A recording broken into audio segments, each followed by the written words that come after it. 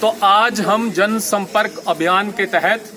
हीरानगर के ward number 7 और 8 में आए हैं। आज हमने लोगों की समस्याओं को सुना है, इन सभी गृहिणियों से बात की है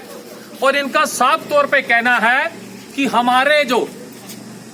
रसोई का बजट था वो एकदम गड़बड़ा गया है। क्यों गड़बड़ा गया है कि 30-35 दिनों में सिलेंडर के जो दाम हैं वो सरकार ने 50 से 60 रुपए तक बढ़ा दिए। अब आप बताइए कि पिछली सरकारों में जब 1 रुपया दाम बढ़ते थे तो ये जो अभी सत्ता में लोग हैं,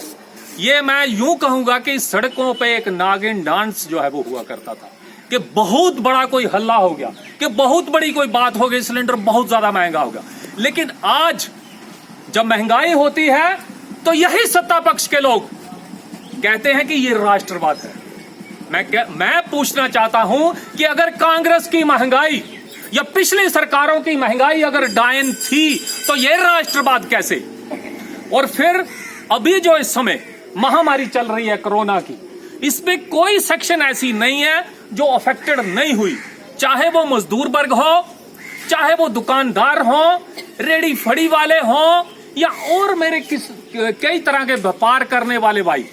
खास तौर पे ट्रांसपोर्टर्स, इन सबकी जो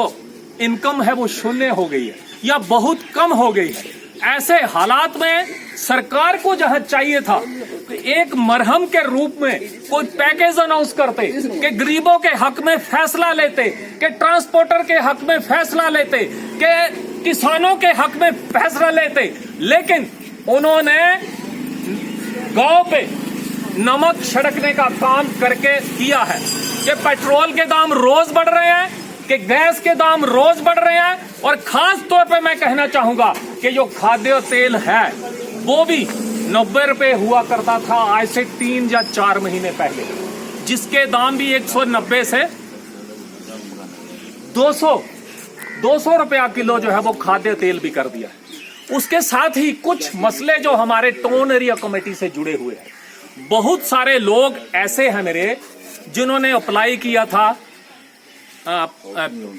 हाउसिंग लोन के लिए या प्रधानमंत्री आवास योजना के लिए, उनके केस सैंक्शन भी हुए हैं, लेकिन कुछ लोगों ने अपनी तरफ से कोई प्लैंथ वगैरह भर दिए, दीवारें ऊंची कर दी, लेकिन उनको किस्तें जो है वो नहीं मिल रही। उनके खातों में किस्तें जल्द से जल्द डाली जाएं, वरना ये जितना भी आप मरहला जो देख रहे हैं ये सारे का सारा टाउन एरिया कमेटी में धरना लगा करके बैठ जाएगा आपके खिलाफ। ये मैं चेतावनी देना चाहता हूं टाउन एरिया कमेटी वालों को। दूसरी बात,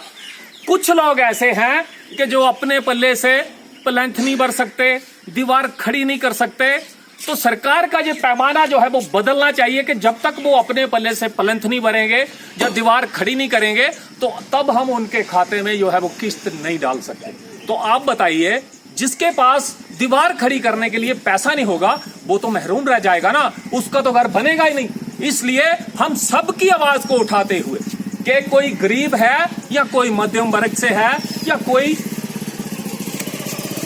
कम गरीब है,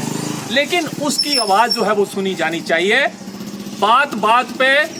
टाउन एरिया कमेटी वाले एक जॉइंट रेजोल्यूशन झट से पास कर लेते हैं। तो मैं चाहूंगा कि एक रेजोल्यूशन ये भी पास करें कि जिन गरीबों से प्लैंथ भरने के